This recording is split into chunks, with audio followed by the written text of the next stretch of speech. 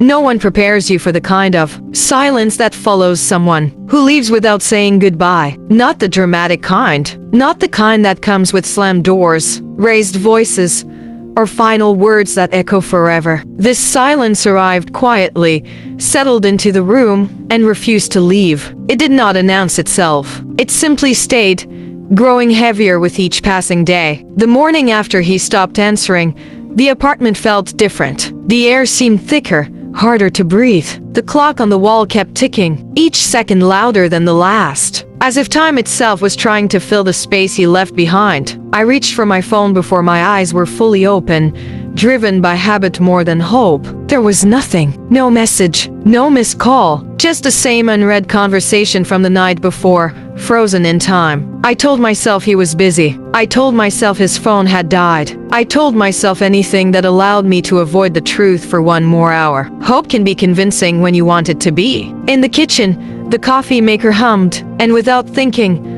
I almost poured 2 cups. I stopped halfway. One mug stayed clean on the counter, untouched and unnecessary. That was the first real sign. Not the silence itself, but the routines that suddenly had nowhere to land. Days passed, measured not in hours but in unanswered thoughts. I replayed every conversation in my head, searching for something I might have missed. A change in tone, a pause that lasted too long, a sentence that now felt heavier in hindsight. Nothing stood out. Nothing screamed warning. There was only absence. At night, the quiet became unbearable. It pressed against my chest and made my own breathing feel too loud. I stared at the ceiling, counting shadows, cracks, anything that could keep my thoughts from drifting back to him. But memory does not ask permission. It arrives when it wants and refuses to leave. I remembered the way he laughed unexpectedly, the way he tapped his fingers when he was thinking, the way he said my name like it mattered.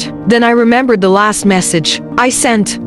Simple, honest, unanswered. That realization hurt more than any argument ever could. The worst part was not that he left. It was that he never explained why. There was no closure, no final conversation, no moment where I could say, this is where it ended. Just a disappearance that left questions everywhere. Friends told me to move on, and I know they meant well. But how do you move on from something that never officially ended? Every notification made my heart jump. Every unknown number felt like a possibility. Every moment of silence felt personal. I checked social media more times than I care to admit. Not to stalk, but to confirm existence. And there he was, alive, posting, smiling somewhere else. That realization hurt more than the silence ever did.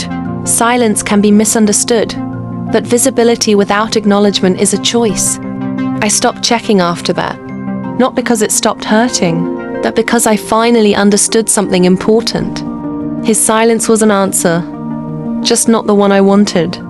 One evening, weeks later, I cleaned out a drawer and found an old note he had left behind.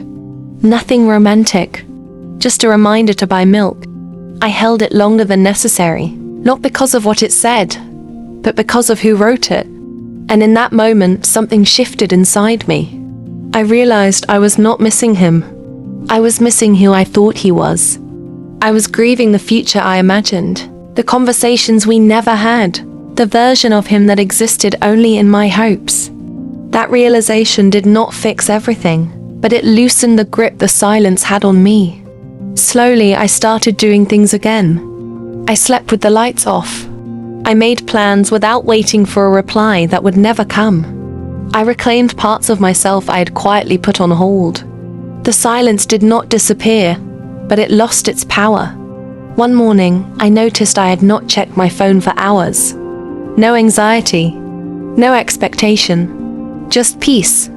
That was when I understood that closure does not always come from the person who leaves. Sometimes it comes from the person who stays and chooses themselves. If you are watching this and you have felt this kind of silence, know that you did not imagine the connection. You did not ask for too much, and you are not broken for still feeling it. Their silence does not define your worth, and it does not get to decide the ending of your story. If this story touched you in any way, take a moment to like this video. It helps this message reach more people who might need it today. Subscribe to the channel if you want more stories that speak. to the quiet moments we rarely talk about. And now I want to hear from you. Have you ever experienced a silence that hurt more than words? Did you find your own closure? Or are you still searching for it? What helped you move forward when there were no answers? Leave your thoughts in the comments. Your story might be exactly what someone else needs to read today. And remember, sometimes losing someone is how you finally find yourself. Take a deep breath right now and notice where you are. Notice how far you have come since the moment everything went quiet. Healing does not happen all at once, but it happens. And one day, without realizing it, the silence will no longer control your emotions, your thoughts, or your future anymore.